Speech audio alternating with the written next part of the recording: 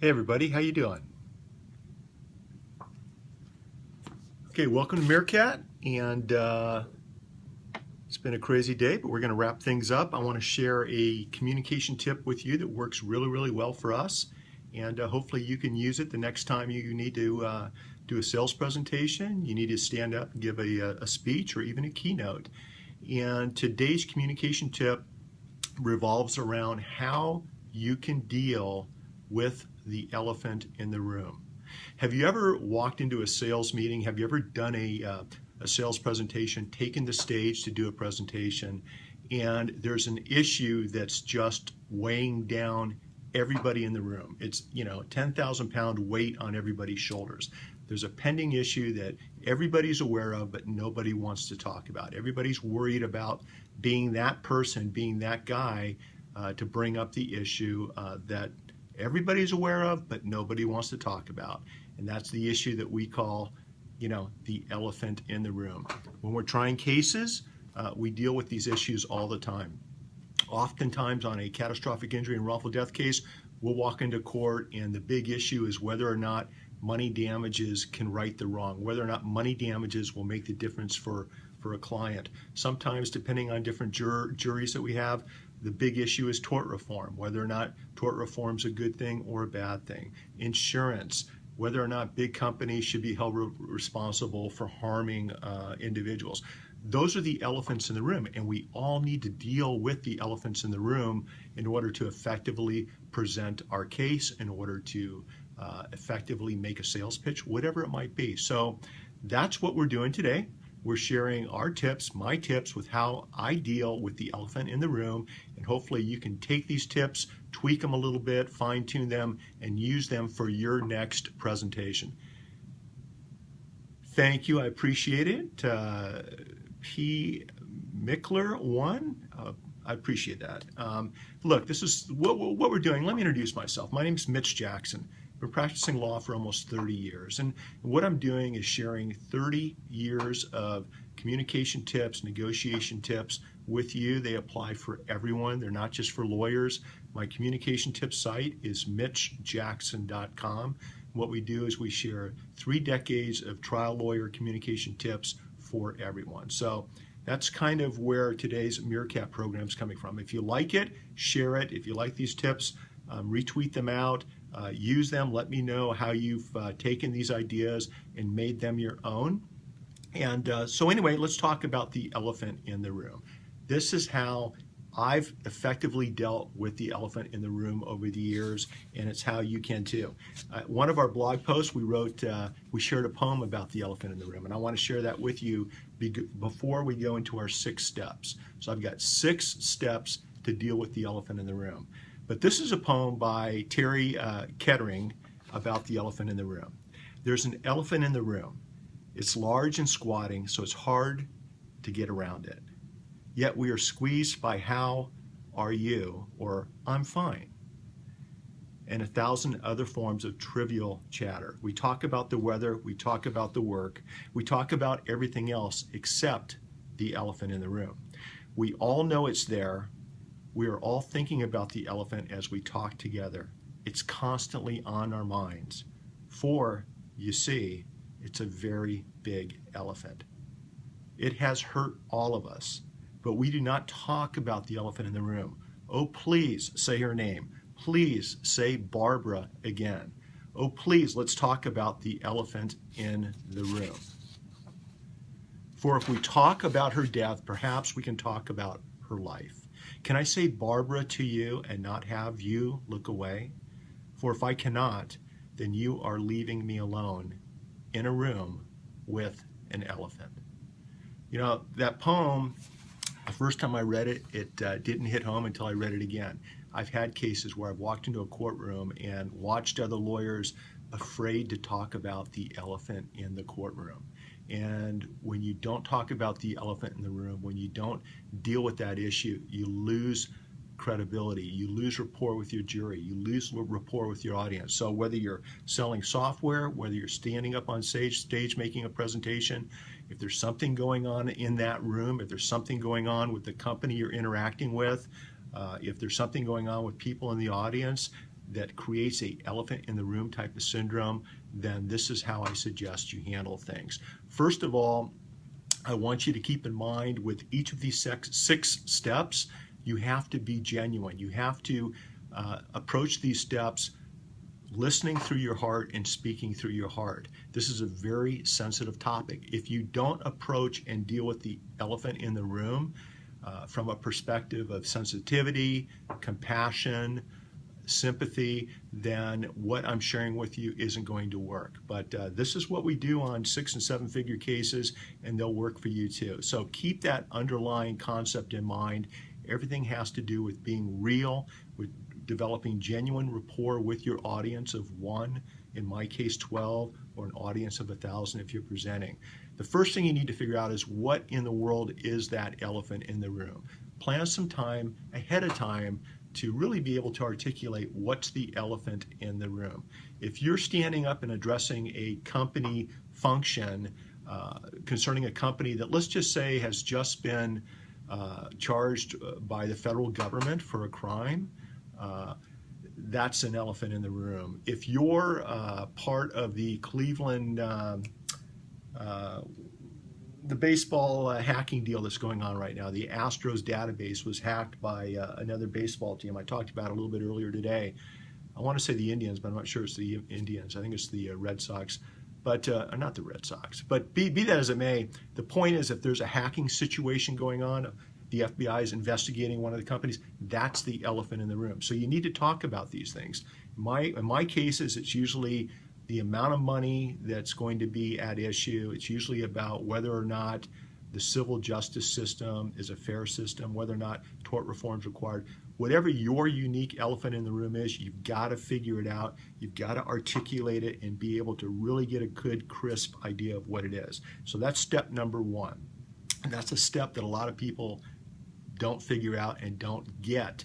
But once you figure out what that actual elephant in the room is, number 2, you need to give serious thought and serious reflection to how that elephant, how those issues, how it makes you feel and why. Once again, we're not talking about the audience, we're talking about you. When I'm standing in front of a jury, the first thing I've got to figure out is, how does that elephant in the room make me feel?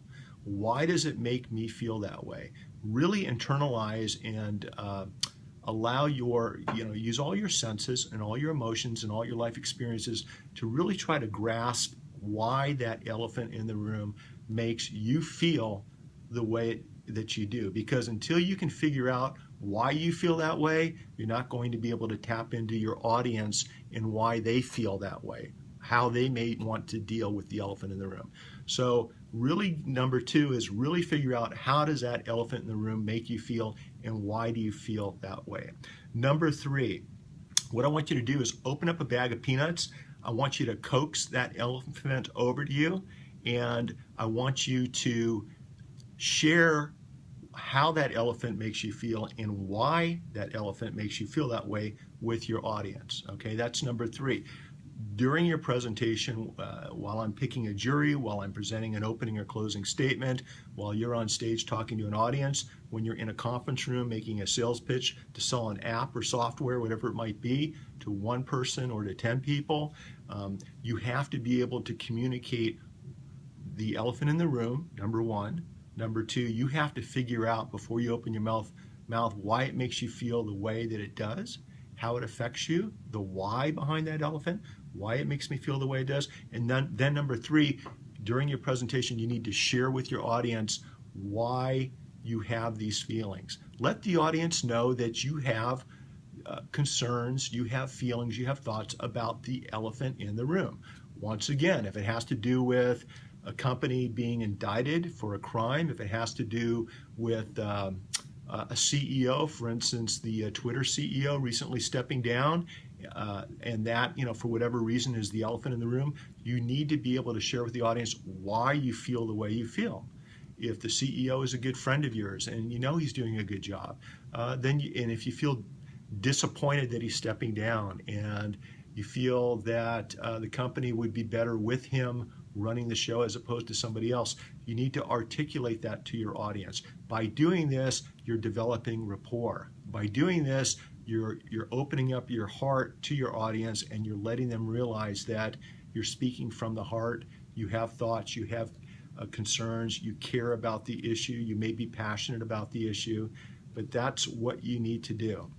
So let's just recap. There's 6 steps to dealing with the elephant in the room. Number 1, you've got to first figure out, articulate to yourself, what is that elephant? Okay. Number 2, you have to really internalize, how does that elephant make you feel and why? Once you've dealt with number 1 and 2, number 3, you have to share your feelings with the audience. Incorporate your feelings into your presentation with your audience. Number 4, you have to then get the audience to start exchanging and engaging with you as to whether or not they also believe there's an elephant in the room and how that makes them feel. That's the next step. Now that you've set the stage, you've laid the foundation, your 4th step is to get the audience of 1 in a sales pitch or an audience of 1,000 during a keynote, get them to start interacting as to why that elephant in the room makes them feel the way they feel, makes them think the way they think. The smaller the group, the easier it is to have this back and forth, to have this dialogue. But even with large groups, you can get the audience to tweet out why they feel the way they do. You can get the audience to contribute real time on Meerkat or Periscope why they feel the way they do about the topic that you're presenting at this particular time. You're developing a dialogue. You're developing an oral dialogue where you're actually talking about these issues, or you're empowering your audience to share their feelings, their thoughts about this elephant in the room on social or with whoever's following them, maybe outside of the conference center listening to a live feed, whatever it might be. So number 4 is to get the audience to also share their thoughts about how this elephant in the room is bothering them. Number 5, and this is critically important, after getting feedback from your audience, you need to let them know that how they feel and why they feel the way that they do is really the most important thing in the world. They should never have to explain to you or apologize to you for feeling different about the elephant in the room than you do, or your client does, or the judge does. If you're on stage and the feedback you get from the audience in a live Twitter feed is different than the position that you're trying to explain or to present to your audience, you need to respect their viewpoint on that elephant in the room. That's critically important. It takes practice to be able to do that. You can't let the curveball on how they interpret the elephant in the room different than you. You can't let that throw you off your game, but it's something you need to be aware of. Number 6, you then, after digesting all of this information, you need to hop onto the back of the elephant, and you need to continue sharing your thoughts and your feelings in alignment with your message, in alignment with your ultimate goal to the conclusion of your presentation. What happens is, by taking these 6 steps in the order that I've just shared, even people in the audience that don't necessarily agree with your interpretation of the elephant in the room, even those people will respect what you're saying. Those people will respect your position. You're crafting a situation such that by the time you're done, you're creating an environment where your audience will be more receptive than they would have been had you not gone through these 6 steps in dealing with the elephant in the room. So, in summary, number 1, you've got to first figure out what that elephant in the room is. Really give this some thought before you stand up and start speaking.